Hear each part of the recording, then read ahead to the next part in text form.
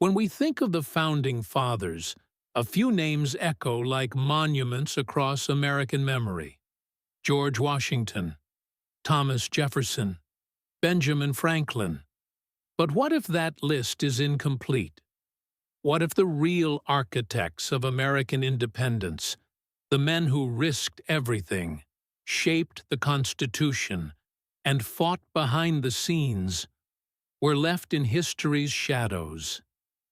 This is the story of the forgotten Founding Fathers. They didn't make it onto Mount Rushmore. Their faces aren't stamped onto your currency. But without them, the revolution might have failed. The Constitution might never have been ratified, and the United States, as we know it, might not exist. From a Polish-born financier who bankrolled the war, to a radical Pennsylvania lawyer who warned of tyranny before anyone else dared, these men were patriots, visionaries, and rebels. Yet today, their names have all but disappeared. In this episode of Historical Wave, we shine a light on the overlooked heroes who helped birth a nation and ask, why did history forget them?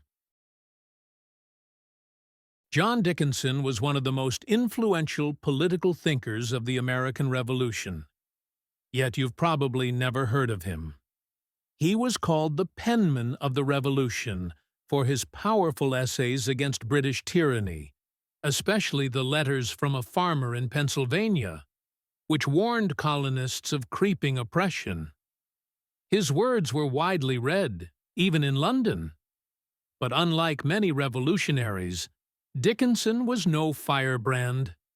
He believed independence was inevitable, but he feared declaring it prematurely would lead to chaos.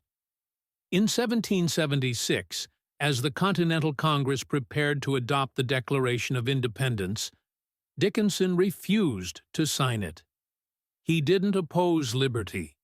He opposed civil war without preparation. Instead of fading away, Dickinson took a rifle and joined the Pennsylvania militia. He literally walked off the floor of Congress and into battle, becoming the only founding father who both refused to sign the Declaration and fought for independence. Later, Dickinson played a crucial role in drafting the Articles of Confederation and the U.S. Constitution. He was among the first to advocate for religious freedom, abolition of slavery, and a strong but limited federal government. So why is he forgotten? Maybe because history prefers bold signatures over quiet sacrifice. Dickinson chose principle over popularity, and in doing so, helped shape the foundations of a nation. The American Revolution wasn't just won on battlefields, it was won with money. And no one gave more to the cause than a man history almost forgot: Haym Salomon. Born in Poland and fleeing anti-Semitic persecution, Salomon arrived in New York as a penniless immigrant. But he quickly became a successful broker and used his skills to raise funds for the Continental Army. His support wasn't symbolic. It was life-saving.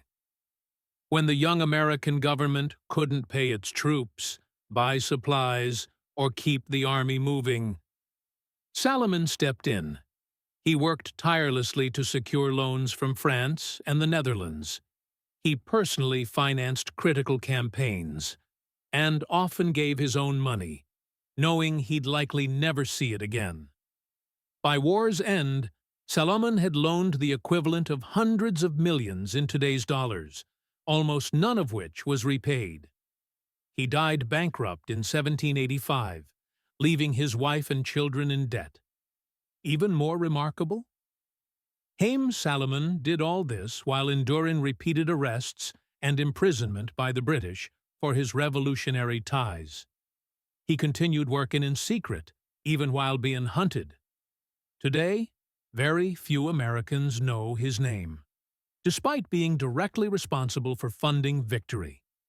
A plaque near the Treasury Building in Washington, D.C., bears his name, alongside Robert Morris and George Washington.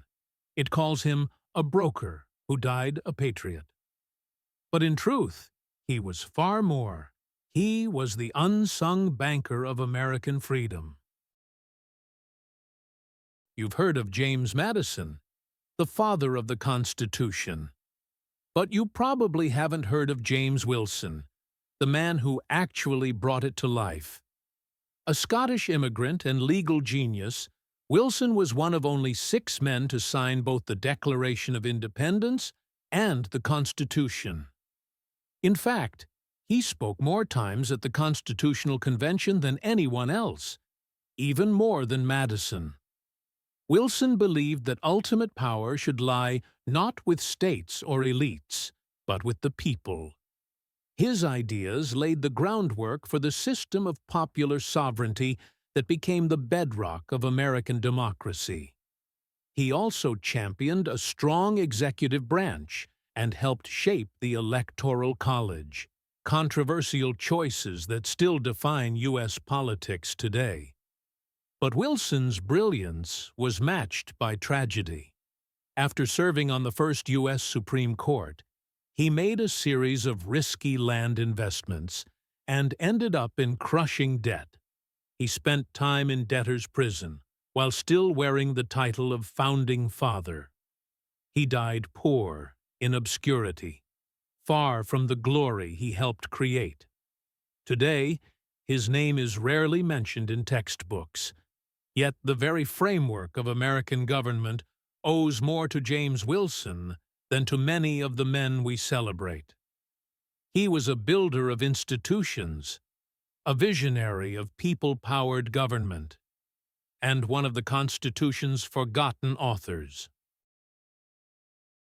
If you've ever read the U.S. Constitution, then you've read the words of Gouverneur Morris, even if you've never heard his name. A wealthy New Yorker with a wooden leg and a sharp tongue, Morris wasn't just a delegate. He was the man chosen to write the final draft of the Constitution. And the famous opening line, "We the people of the United States," that was his. Morris had a gift for language and clarity. He took the scattered, debated compromises of the convention and crafted them into a single flowing document that still holds legal weight centuries later. But Morris wasn't just a writer. He was a bold thinker.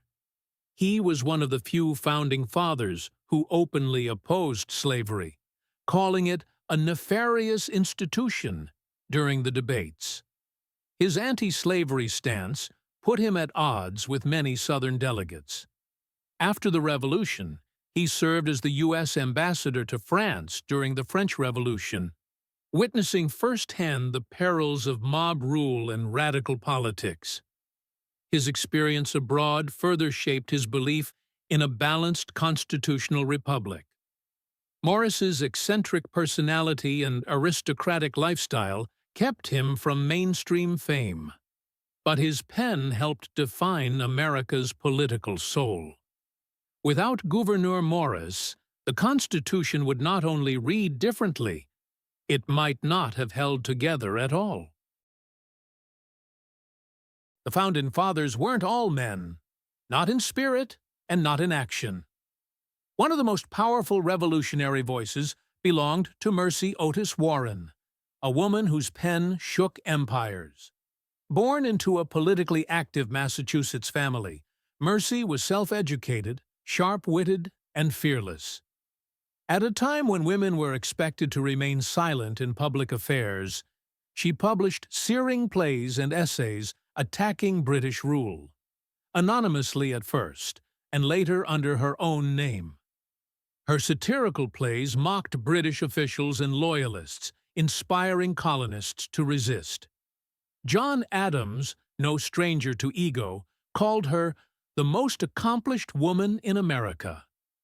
But she was more than just a propagandist.